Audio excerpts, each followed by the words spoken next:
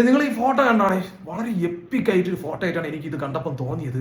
അതായത് ഈ ആഴ്ച പുറത്തു പോകാമെന്ന് നമ്മൾ വിചാരിച്ച ലക്ഷ്മിയും നമ്മുടെ സാബുമാനും ഈ ആഴ്ച ഒരു എപ്പിക് ആയിട്ടുള്ള മാറ്റമാണ് സോഷ്യൽ മീഡിയയിൽ ഉണ്ടാക്കിയത്. ഈ സാബുമാന എല്ലാവരും ഒരു സഹതാപ വോട്ട് ഈ സാബുമാന് കിട്ടിയിട്ടുണ്ടെന്നാണ് എനിക്ക് തോന്നുന്നത്. ഞാൻ പോലും വോട്ട് ചെയ്തു കൊടുത്തത്. അതിന്റെ കാരണം എന്ന് വെച്ചാൽ ഈ ഫോട്ടോ കണ്ട എനിക്ക് കണ്ടപ്പം എനിക്ക് വളരെ വിഷമം തോന്നിപ്പോയടേ.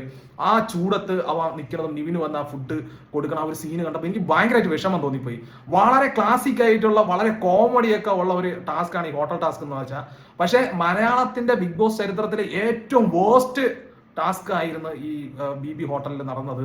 ഇത്രയും മെനകെട്ട കുറെ ഗസ്റ്റുകളും എനിക്ക് തോന്നണം ഈ ബിഗ് ബോസിൽ ഈ മറ്റേ LCD TV കമ്മ്യൂണിറ്റീനെ സപ്പോർട്ട് ചെയ്യാൻ LGBTQ കമ്മ്യൂണിറ്റിയെ സപ്പോർട്ട് ചെയ്യാൻ വേണ്ടി മനഃപൂർവ്വം ഈ ഇവനെയൊക്കെ കൊണ്ടുവരുന്നതാണെന്ന് എനിക്ക് മനസ്സിലാവുന്നടേ.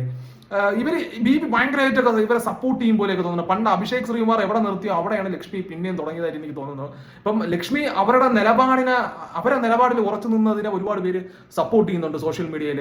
അതുകൊണ്ട് തന്നെ ഈ ആഴ്ച നമ്മൾ പോകുന്നൊക്കെ വിചാരിച്ചിരുന്നു. പക്ഷെ ലക്ഷ്മി അവിടെ നിൽക്കും. സാബുമാനും ഈ ആഴ്ച അവിടെ നിൽക്കുകയാണെങ്കിൽ ചിലപ്പോൾ 1-2 ആഴ്ചയും കൂടെ മാൻ അവിടെ കാണുമെന്നാണ് എനിക്ക് തോന്നുന്നത്. അത്ര രീതിയിൽ സോഷ്യൽ മീഡിയയിൽ സഹതാപ തരംഗം സൃഷ്ടിക്കാൻ സാബുമാന് കഴിഞ്ഞായിരുന്നു എന്നാണ് എനിക്ക് തോന്നുന്നത്. അതായത് കഴിഞ്ഞ ആഴ്ചത്തെ വില്ലന്മാരെല്ലാം ഈ ആഴ്ചത്തെ ഹീറോ ആയി മാറി എന്നതാണ് ബിഗ് ബോസിന്റെ ചുരുക്കം. പിന്നെ ആകെ എനിക്ക് ഇഷ്ടപ്പെടാത്തത് ഈ ഷാനവാസ് വളരെ മ്ലാച്ഛമായ രീതിയിൽ ആ നിവിനെ പറയണതിനോട് എനിക്ക് വലിയ ഇഷ്ടപ്പെടുന്നില്ല.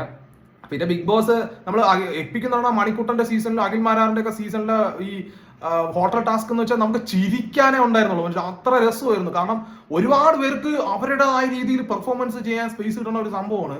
പക്ഷെ ഇത്രയും 3G പോയ ഒരു ടാസ്ക് വേറെ ഒരു ബിഗ് ബോസിൽ ഉണ്ടെന്ന് എനിക്ക് തോന്നുന്നില്ലേ.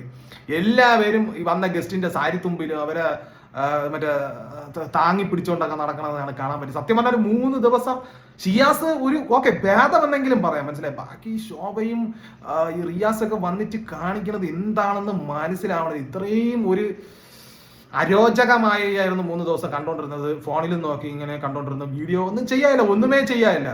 ഈ കഴിഞ്ഞ ദിവസം ആ അനീഷ് പൊട്ടിത്തെറിച്ച് ബഹളം ഉണ്ടാക്കിയതും ഇന്ന് ഷാനവാസിന്റെ സംഭവം മറ്റേ പൊട്ടിത്തെറിപ്പ് മാത്രമേ ഉണ്ടായിരുന്നുള്ളൂ മൊത്തത്തില്. ഇതാണ് ബിഗ് ബോസിന്റെ അവസ്ഥ. ഇനി എങ്ങനെ 10-60 ദിവസം ഞാനും ബിഗ് ബോസ് പരിപാടി തള്ളിക്കൊണ്ട് പോകുമെന്ന് അറിഞ്ഞുകൂടെ.